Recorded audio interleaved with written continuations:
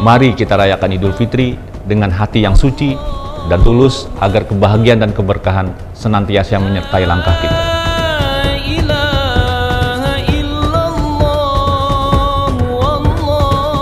Kesucian hati tidak akan sempurna jika masih ada rasa kebencian yang mengendap di dalamnya. Saatnya saling memaafkan dan melupakan segala kesalahan yang telah terjadi.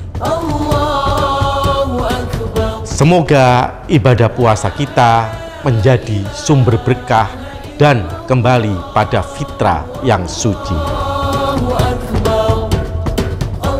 Kami, direksi dan segenap insan Bank Kalsel mengucapkan Selamat Hari Raya Idul Fitri 1 Syawal 1445 Hijriah. Minal aidin wal faizin. Mohon maaf lahir dan batin. Bank Kalsel setia melayani, melaju bersama.